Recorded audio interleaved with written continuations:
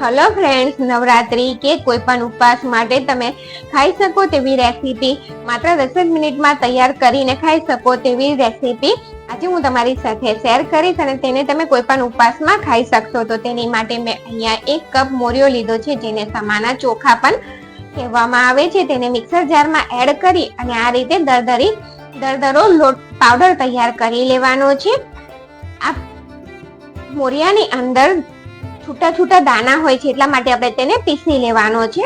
અને અહીંયા મેં 3/4 કપ બટાકા લીધા છે. તેની સાથે 1/3 કપ થોડી ખાટી હોય ને એવી છાશ લેવાની અને 2 લીલા મરચા લીધા છે કે તીખાશ તમારે જોઈએ તે રીતે તમારે લઈ લેવાની અને તેની સરસ આ રીતે પીસી લેવાનું છે. આ ટેક્સચર પણ તમારે દરદરું જ રાખવાનું છે. અહીંયા તમારે વધારે કોઈ જાતનું પાણી એડ નથી કરવાનું, નહીતર બેટર ઢીલો થઈ જશે. બટાકા પણ તેનું પાણી રિલીઝ કરતા હોય છે. તો બેટરને મેં મોટા વાસણમાં લઈ લીધું અને તે જ કપની અંદર 2 ટેબલ સ્પૂન જેટલું પાણી એડ કરી અને મિક્સ કરી અને બેટરની અંદર એડ કરી દઈએ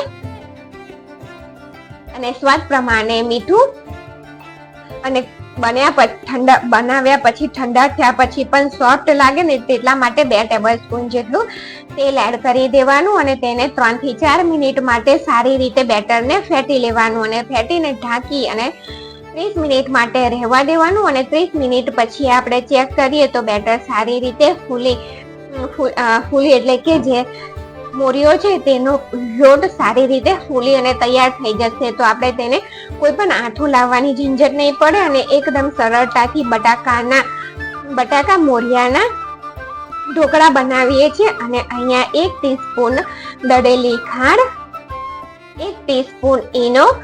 અહીંયા ઈનાની જગ્યાએ તમે સોડાનો પણ ઉપયોગ કરી શકો છો, પણ ઈનાથી રિઝલ્ટ વધુ સારું આવે છે, એકદમ સોફ્ટ તૈયાર થાય છે. અને તેને એક્ટિવ કરવા માટે 1 ટીસ્પૂન જેટલું પાણી એડ કરી દીધું. બધી વસ્તુને સારી રીતે આપણે હલકા હાથથી મિક્સ કરી દેવાના.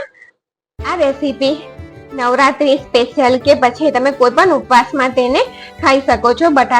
બટાકા મોરિયાના ઢોકળા કે બટાકાના ઢોકળા અને તેલથી ગ્રીસ કરેલી પ્લેટમાં આ બેટરને એડ કરી દીધું અને તેની ઉપર મરી પાવડર સ્પ્રિંકલ કરી દઈએ, જેનાથી ટેસ્ટ સરસ આવે છે અને ઉપવાસમાં મરી ખવાતી હોય છે. તો સ્ટીમરને મેં પહેલેથી જ ગરમ થવા માટે રાખી દીધું હતું. તો પ્લેટને તેની અંદર રાખી દઈએ, ઢાંકી દઈએ અને તેને મીડિયમ ગેસની ફ્લેમ ઉપર 8 થી 10 મિનિટ માટે કૂક કરી લેવાનું છે. અને 10 મિનિટ પછી આપણે ચેક કરીએ તો તે સારી રીતે કૂક થઈ ગયા છે. જો ચપ્પો બિલકુલ ક્લીન નીકળ્યું છે એટલે 8 થી 10 મિનિટ મીડિયમ ગેસની ફ્લેમ ઉપર તમારે તેને કૂક કરી લેવાના. ત્યાર પછી પ્લેટને સ્ટીમરમાંથી બહાર કાઢી લીધી અને તેને ટેસ્ટી બનાવવા માટે આપણે એક વઘાર તૈયાર કરીશું. તેની માટે મેં વઘારિયામાં 3 ટેબલ સ્પૂન તેલ થાય એટલે થોડું જીરું, તેની સાથે લીલા મરચા અને તલ એડ કર્યા છે. તો વઘાર પણ થઈ ગયું છે. અહીંયા આપણે ઢોકળાને પણ કટ કરી દઈએ, બટેટાના ફરાળી ઢોકળા ને તેની ઉપર આ વઘારને એડ કરી દઈએ. તો એકદમ ટેસ્ટી ઉપવાસમાં નવરાત્રીમાં ખવાય તેવા બટાકાના ફરાળી ઢોકળા. અને જો રેસીપી ગમે ને તો ચેનલને લાઈક, શેર અને સબસ્ક્રાઇબ કરવાનું ભૂલતા નહીં. અને બિલકુલ તમે 10 જ મિનિટમાં બનાવીને તૈયાર કરી દેશો. Thank you for watching.